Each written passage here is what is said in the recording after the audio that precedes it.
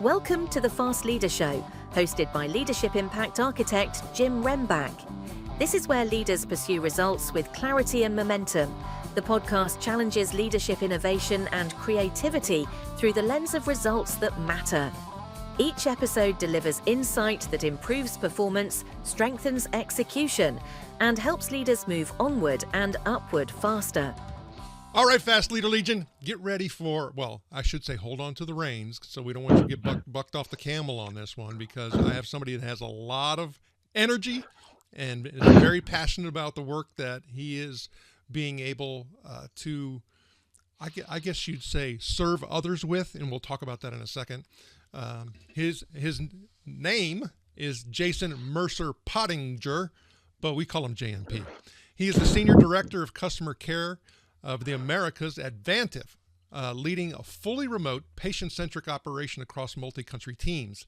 A visionary CX leader, he fuses discipline, execution with innovation to scale empathy and outcomes. At Vantive, he has strengthened telehealth and customer experience while building culture-aligned standards that deliver consistent support at scale. As a recognized CX influencer, he champions measurable impact for patients and customers. Under his leadership, teams support more than 100,000 patients. These efforts underscore a continuous pursuit to improve the lives of patients and customers through empathetic and effective support solutions, turning bold vision into excellence. So recently, JMP and his team of leaders received some results in regards to how they are making an impact from an employee experience perspective. And the results came back, and they actually have world-class manager effectiveness, which is 11 points above the industry average or industry norm. Safety and quality scores, extremely high scores, and the team believes the department operates with integrity and prioritizes patient safety. And then mission connectiveness. Employees feel deeply connected to the company's purpose, and we'll talk about that a little bit more. And they focus on extending lives and expanding possibilities. And each team prioritizes the patient in their actions, and then also strong team cohesion. So JMP, are you ready to help us get over the hump? I am, Jim. Thank you for allowing me to come and share my story with you today. I'm excited. Yeah, let's start. Well, and it is an exciting story because oftentimes we hear things associated with the difficulties and the shortcomings, and sometimes I think a lot of that is marketing hype, kind of like they do on the news, right? Teasers to try to get you to really look at the next thing, but you've got a positive story in a lot of different ways. And so you lead a large, fully remote customer care operation, and when you look across those teams and countries, what do you believe has mattered most in creating consistent leadership and customer experience at scale? I think it all comes down to the type of leaders and the way in which we're engaging with our people. So we have a very strong servant leadership methodology here at Vantive, whereas within my group, I'm pretty much here to serve our teams, to serve our customers, to serve our patients. So that methodology comes all the way down from the top, all the way through our organization, and all the way back up again. We also empower our leaders that they are mini CEOs of their organization, so they're able to make a lot more autonomy around how they actually deal with issues that come up, right? Because dialysis is a very complex chronic condition to be managing in the home, and so things do happen, and we empower our teams to make the right decision at the right time to ensure that the patient feels supported whilst they're at home dealing with this chronic condition. So I think that's a big positive. We also ensure that our leaders understand that it's not about them, it's about their teams, and ensuring that their teams are being set up for success when they're sort of interacting with their customers and patients. And then what does that mean? It's connecting them back to the mothership, right? What's the overarching corporate initiatives that we're trying to drive, and how do they feed into that, right? Extending lives, expanding possibilities. It links all the way back from our CEO all the way down to folks who are answering the phone and who are delivering the products and delivering care to our patients. Well, and I think that's, and we didn't go into a whole lot of detail, and maybe we should, because you're in a industry in regards to, well, and I'll let you explain it, but it's received a lot of attention lately because of the business opportunity that exists with it, as well as some of the innovations that are associated with it. So maybe you should explain a little bit the business that Vantive is in. I'll explain. However, I will just caveat that I'm not a clinician, so I'm a layperson. So I'll explain it from my lens, right, within Vantive. So we are a dialysis provider, although we do also do all other organ therapies as well. But we are supporting predominantly patients who are either in center, in an ICU, or at home on some form of dialysis treatment to help with their chronic CKD, which is their chronic kidney disease. Okay, so when we start talking about that, and for those who have not gone through that experience, we hear all these types of stories about people, sitting in a clinic for half a day, and having to do that a couple times a week, or sometimes we haven't gotten exposure into it all. And I think Vantive serves the need in some very unique ways, and maybe you can hit on that a little bit. Yeah, so the traditional forms of dialysis, as you said, right, going into a center a few times a week and sitting there for half a day. So that happens, and we absolutely support that.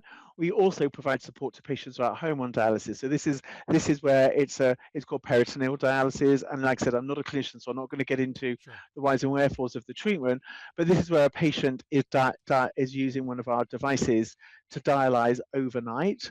And so there is another level of support needed for those patients, and that's where my teams come in, right? So as well as ensuring that the patient has all the stuff that they need to do the dialysis at home, it's when something goes wrong that they have somebody there, a human, that can deal with their issue in the middle of the night, make them feel comfortable. They're able then to go back to sleep, continue with the dialysis, and feel supported at home when they are at their most vulnerable, when they're calling in the middle of the night, something's gone wrong, an alarm's happening, and they need to get hold of somebody quickly. We're there to ensure that support is there 24 hours, 7 days a week, 365 days a year.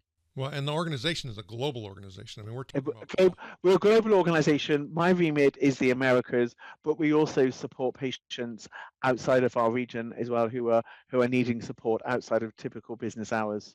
So, I mean, we talk about fully remote, and you talk about multi-region. So I think your region, if maybe everybody can kind of get some visibility into it, extends all the way from Canada, down to Brazil. Is that correct? Correct. It is correct. Yes. Yeah.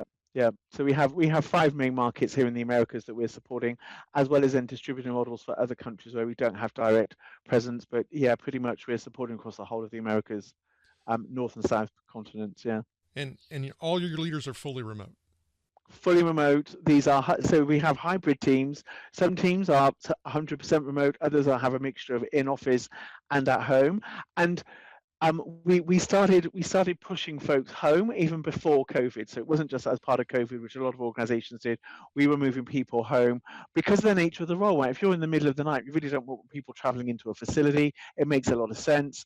And people are way more productive at home, right? Let's be honest. And so it's a win-win for us. It's a win-win for the patients, and it's a win-win for the individual because they have a lot more flexibility over the hours that they work.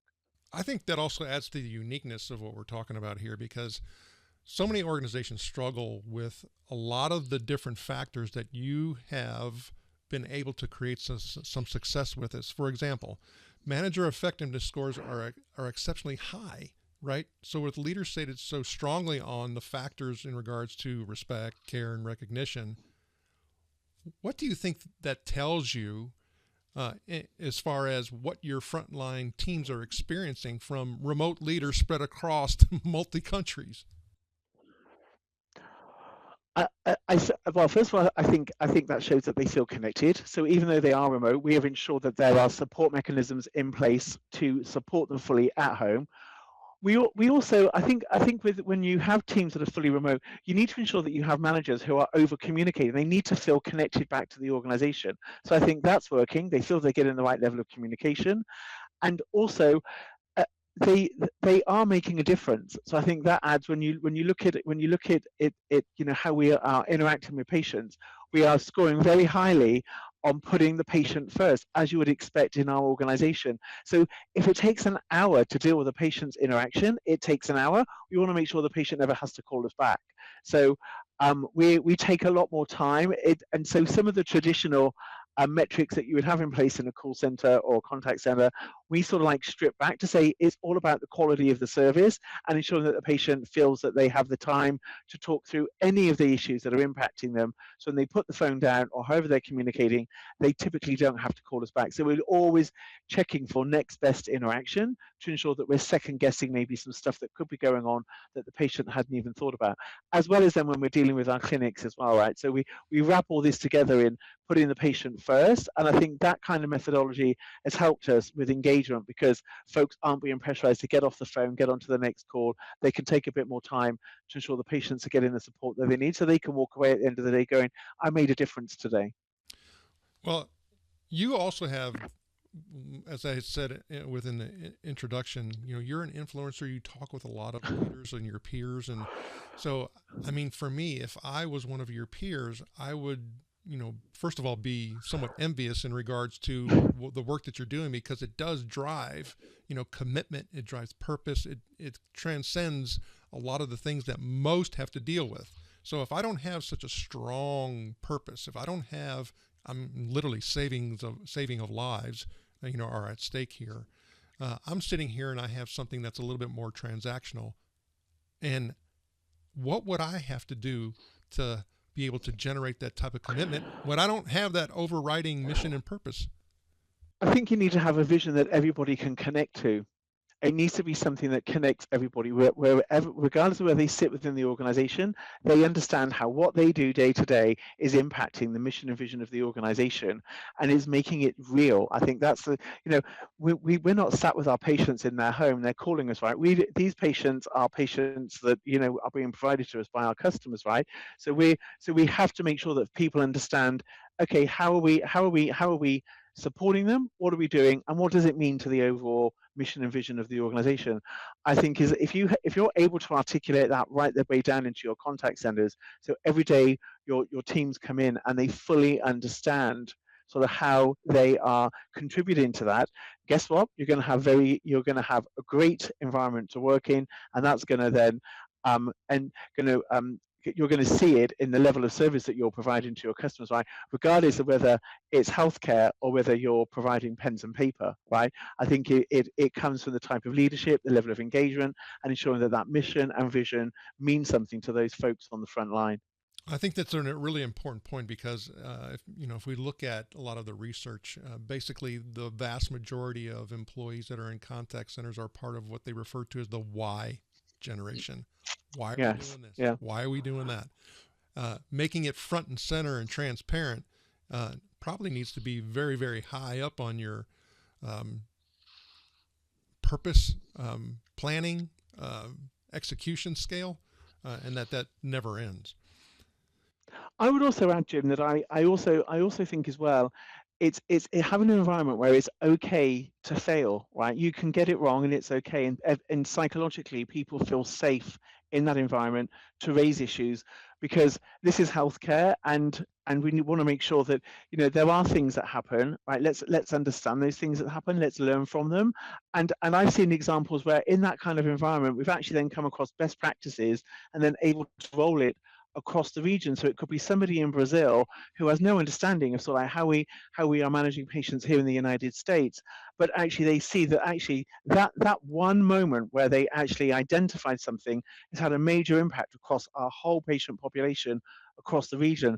That it's that kind of psychological safety that we've embedded into our contact centers, where it doesn't matter where you sit. If you see something, you say something, guess what? If it's a best practice, we'll roll it out across the rest of the region, because it's going to add value to our patients wherever they are based. Now, you talked about the alignment and a connection, and you talked about servant leadership. Your CEO for your organization has been very vocal in regards to servant leadership. Kind of share that a little bit with us. Yeah, so Chris came in, and it was one of the first conversations he had with us as an organization was around servant leadership, how he is here to ensure that we're being served, our customers are being served, and our patients are being served, and that ethos has gone across the organization. And when you're actually in a contact center, servant leadership makes a lot of sense, right? That's what we do every single day. But when you start to articulate it, you put it into practice, and people feel that it's a safe environment, and they understand that there's no levels, right? My doors is open as the next person, because we're all here to do the right thing for our teams, for our customers, and for our patients. And whilst it sounds very simplistic, it does add a lot of value when you're engaging with people, because they can see what they're doing, the benefit it's having, and how they, like I said, it's linking them all back to the organization. And it has enabled for levels within an organization to feel way more flatter, because there are no egos, right? We're all here to serve our teams, to serve our customers, to serve our patients. And that changes, right? So you have internal customers, external customers. The servant leadership methodology doesn't change regardless of who your customers are. Now you talk about when he came in and all of that, and I think that's an important note, because when you start looking at what is written about and what it gets visibility, people talk about transformation. I jokingly say I think everybody's going through some type of transformation. I mean, AI is forcing a transformation on all of us. I mean, so there's always transformation that is it's just part of everyday life right now. So Vantive has not been Vantive for a very long time, and I think it's important that you share something about the legacy and how this is also this transformation by going to it's a different brand of Vantive, and what that means for you as a leader. So yeah, we became a separate company last year, sort of February, at the end of January, February last year, in 2024. And during that time, it has enabled us to focus on delivering products and services to a patient group where there hasn't been a lot of innovation, right? So we've been able to not innovate not only the products and services, but also how we deliver those services, right? Which has enabled us to look at more of the digitalization of the services that you need to effectively support a patient remotely on dialysis. So I think that's enabled us to look at it very differently. When we then, it's enabled us to introduce automation where automation makes sense. And I add this because I see it so much through some of the work that I'm doing with the CCAIA, which is the Contact Center AI Association. And I see where organizations have just got this scattergun approach to bringing in these AI tools, not really understanding the value that they're gonna drive. We've taken a more crawl, walk, run approach. Where's it going to add the most value to the patient journey? Where's it going to add the most value to our agents to ensure then that the service they're delivering is adding more value? So we've been extremely conservative in how we bring in AI into our contact centers, and ensuring that it's being delivered in a very ethical way, because these are patients at the end of the day, and we need to ensure that the clinician and the human are kept in the loop at all times. So instead of removing them, what we've done is in parts of our process actually bring them up further to the contact point. So the AI is able to pick up some of the more transactional stuff, and then when we need a human, that actually brought further up into the interaction to ensure that the patient isn't to have them go through unnecessary hurdles to get to speak to somebody as quickly as possible. So we've sort of like we've ensured that at the very heart of everything we do is a patient, but also ensuring that if they need to speak to a human, or if they get that humanized contact as quickly as possible in that interaction. Well, and I think you kind of just described what everybody refers to as AI augmentation. Yes. And, Yeah. And I think that's when you start looking at, the type of business, the human elements that are involved with it, both internally and externally. That approach, needless to say, is going to warrant and give you insight into why you're receiving some of the performance numbers that you're receiving. So, and it's public knowledge. So Vantive was part of Baxter, or was Baxter, and now you have this separate entity. And that's when you say Chris came in. That's how all of that was put into place. Now, when you start looking at having performance in regards to that, engagement side and all of that, is, some people would sit there and say, okay, now we can actually leverage this as an opportunity to be able to use it as a lever for some of our, growth, planning. Or they could say, hey, we need to make sure that we preserve, and sustain all of this. And that should be the only thing that we're focusing in on. Kind of give us a little bit of a lens into how you can, or what you're doing from a strategy perspective.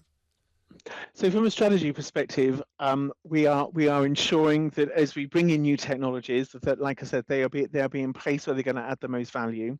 We're also understanding, okay, how do we ensure that our leaders and leaders of the future have the necessary skills to handle what's happening from a technology perspective?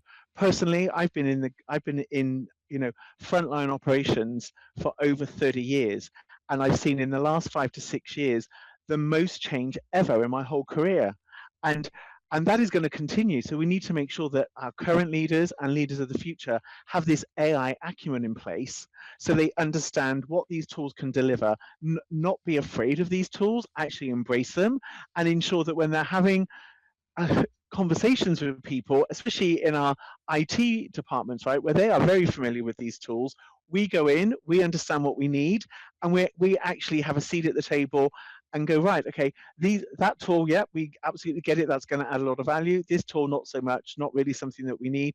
And that's a big piece of this, is how do we make sure we're setting our leaders of the future up in a landscape that's going to look very different, Jim, from where it is today.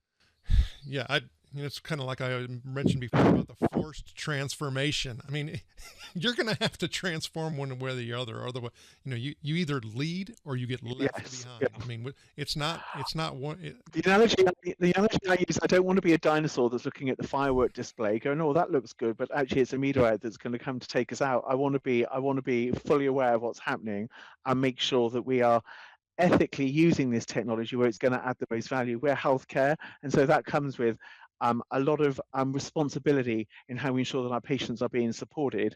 And so the technology has to be an enabler and not just putting it in for the sake of just ticking a box and saying, hey, I've got an AI tool in place, right? Yeah, most definitely. Okay, so yeah. Strong team cohesion creates momentum. We're talking about what a lot of people will refer to as velocity, and things associated with I guess you'd say trying to keep up with that whole rapid change element. So what will it take to help contact center leaders to keep improving instead of unintentionally plateauing as in regards to these performance areas that you've had experiences in? I think you can never rest on your laurels. So okay, that's a set of results that we have. They're great. Okay, you don't just put your feet up and go, okay, well, so you got to understand. Okay, what are some of the behaviors that you need to keep amplifying within the organization? What are some of the areas that, okay, maybe those are more anchor points when we look at some of the different criteria and go, right, okay, can we fix it, right? Is this actually within our scope? Because what I have seen as well with some of these employee surveys, you can spend a lot of time focusing in on something but actually have very little impact. So it's like ensuring that when you're working with your teams, you understand, okay, is this something that we physically own and we can fix? Okay, let's try and fix it if we can.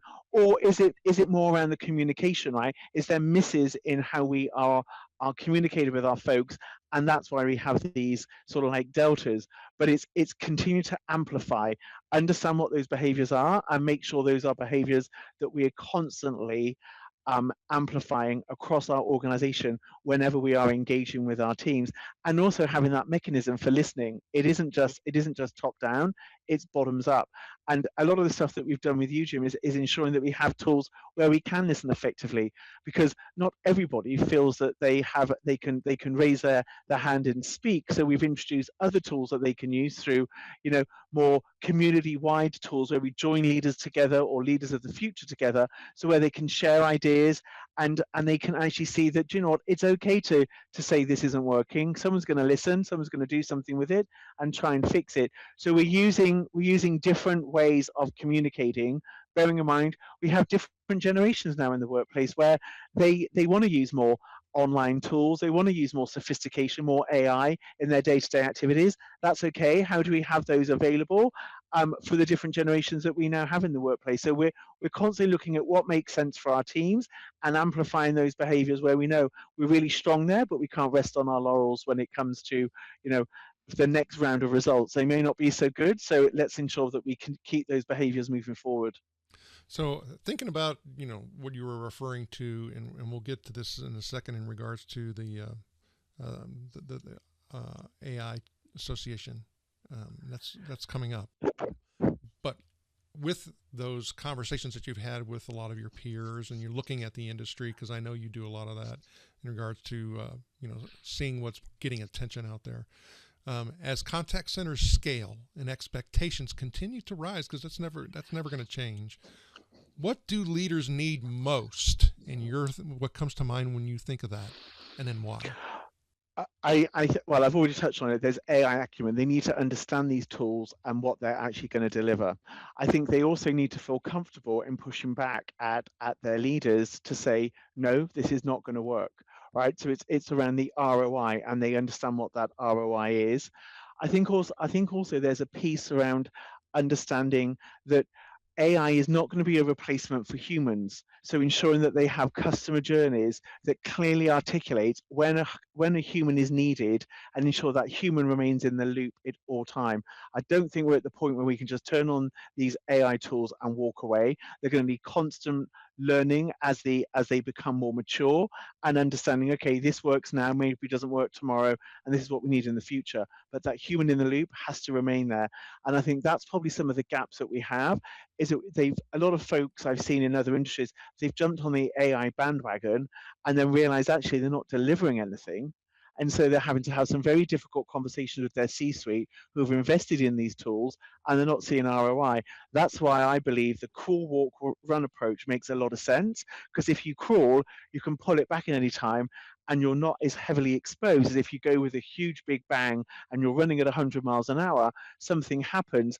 And let's be honest, there's a lot of test cases out there now where companies have fallen down into this trap, right?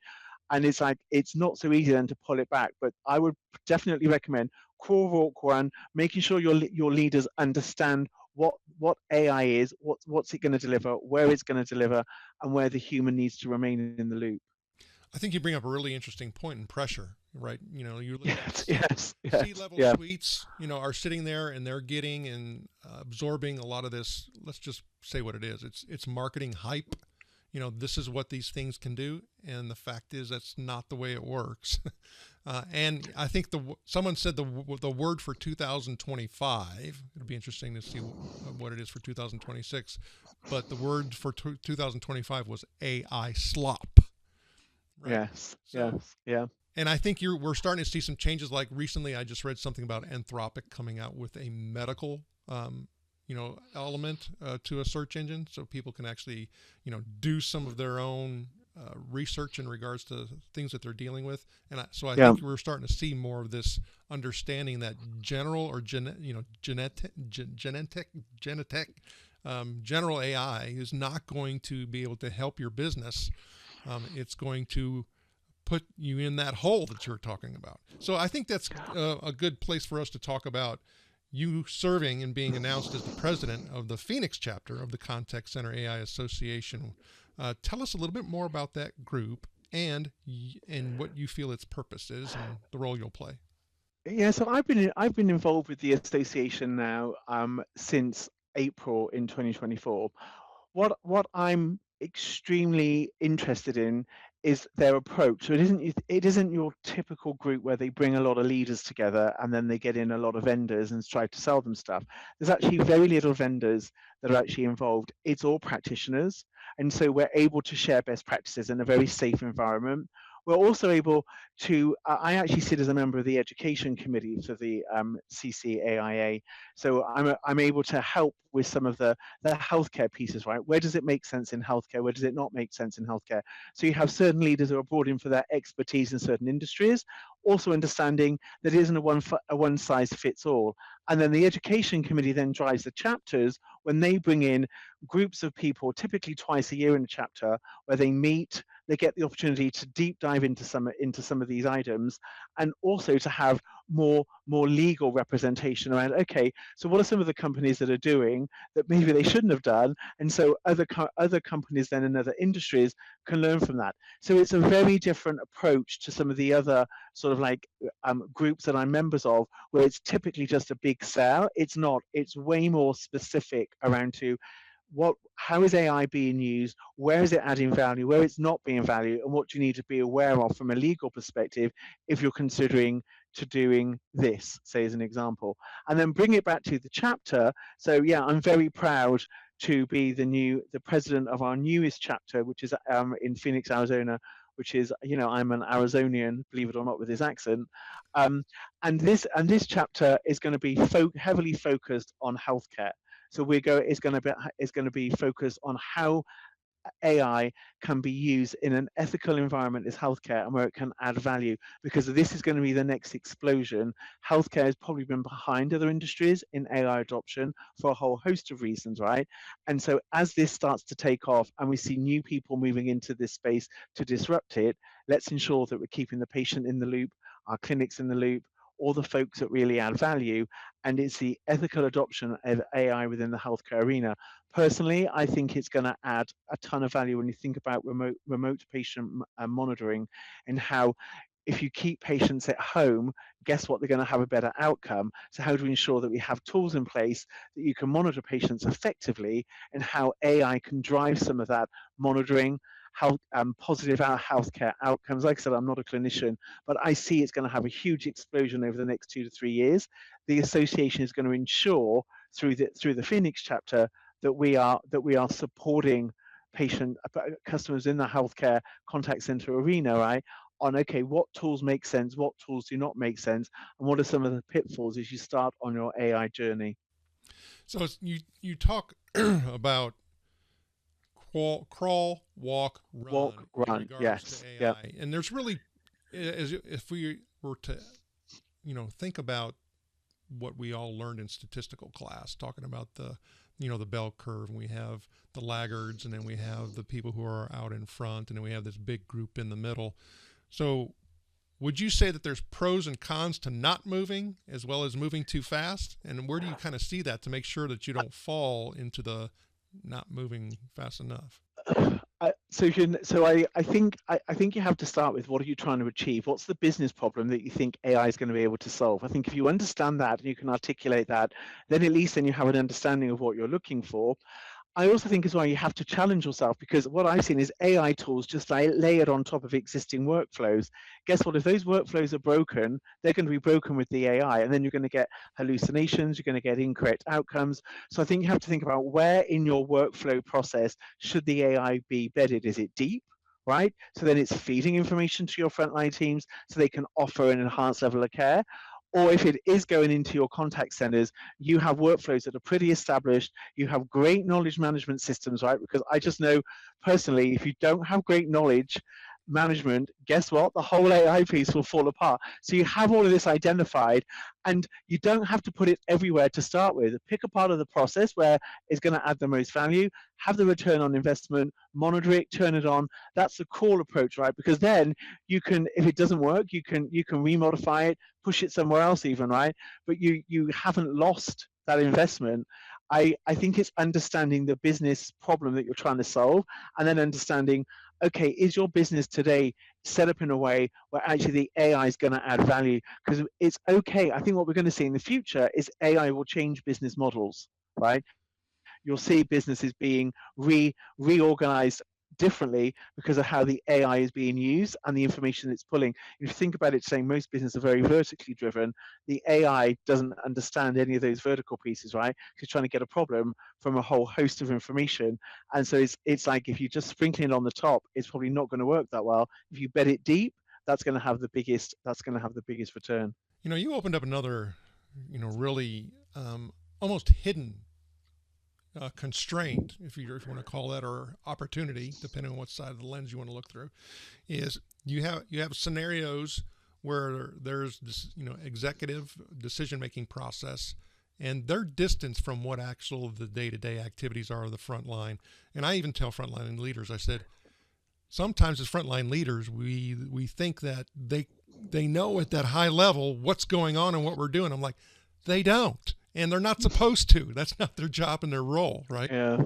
And I think the servant leader focus makes a big difference with that, because then the executives are going to say, how can I help you to be able to execute? But part of going down to that frontline leader component is we're talking about a different skill set. I now need them to kind of put on a hat that's going to be more strategic about redoing work versus, tactical execution, where it's here's tasks, here's work, get it done. That's a different skill set. Yeah, it is, and so again, we're ensuring that our folks have those skills as they start to get repurposed, adding more value, right?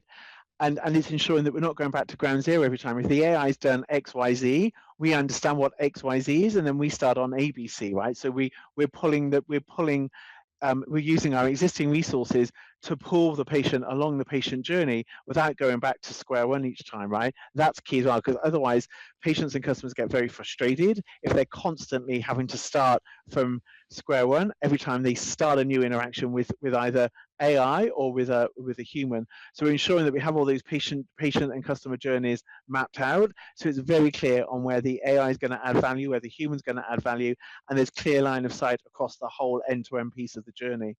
And I think to your point around C-suite, I think as contact center leaders, we have to be okay in sitting in front of them and saying, trust us, we've got this, we know where these tools make sense, we know there's a lot of pressure to get these tools leveraged as quickly as possible, but you understand the risks. And that's where the CCAIA comes in, because they can help you bring those use cases back to your organization and go, look, other organizations have done this. This is what happened. Do you understand? This is the risk that you could be exposing yourselves to. You can still take the risk, but I think it's giving our contact center leaders enough ammunition to be able to go in and have those tough conversations, because it is tough at the C-suite. I know they're under a lot of pressure to roll these tools out as quickly as possible, but we as contact center leaders have a responsibility to ensure that they understand the risks of these and that they trust us that we're going to do the right thing. I think that's really a critical point and a critical element, is that much like you talk about the servant leader piece, we're serving them with the information they need in order to be able to make the decision that, they're hanging their reputation and their job on. Yeah, they are, and in healthcare, it's a regulated industry. You don't get many chances if you get it wrong. So it's like you've got to make sure that you feel comfortable in saying yes or no, and then understand if it's yes, this is where it's going to go, and you're able to articulate the ROI, right? That you can show the return on the investment that your organization is getting from introducing these tools. If you can't, I would say, what's the point? What are you trying to achieve, right? Because AI for the sake of AI's sake is not going to add any value to your organization at all. That's for sure. Okay, JMP, now it's time for the Hump Day Hoedown. Okay, so the Hump Day Hoedown is a part of our show where I give you a few questions and you answer them quickly. It's a chance for us to kind of wrap all this up. Okay. Our JMP, are you ready to hoedown? I'm ready for the hoedown. Come on, Jim, hit me with it. All right, here we go. So what do you think is holding you back from being an even better leader today? It's probably ensuring that I have a good bench underneath me for our leaders of the future. So it comes back to AI Acumen and ensuring that they have all the necessary skills to get them to where they need to be. Once that's in place, then yeah, JMP's in a good place. We're not there yet. What is the best leadership advice you have ever received? Best leadership advice is you're only as good as what you delivered yesterday, and always be inquisitive. It's okay to not know the answer. Okay, ask questions. This is my last Hump Day Hoedown question. Imagine you were given the opportunity to go back to the age of 25, and you have been given the opportunity to take the knowledge and skills that you have now back with you, but you can't take it all. You can only take one. So what piece of skill or knowledge would you take back with you, and why? It would be ask questions. I remember as a guy coming out of university, sitting in meetings, right, so I'm an agent with a contact center leader, something's being rolled out. We didn't really ask enough questions. A CRM rolling out is a great example, right? Ask more questions. It's okay for someone at a junior level to say, help me understand why we're doing this. And as a leader, we should be opening to listening and be able to articulate why we're doing it. If we can't, then it comes back to what I said. Why? What are we trying to achieve? And so I think it's listening as a leader, but if I took it back, it would be asking more questions. So JMP, how does the Fast Leader Legion get in touch with you?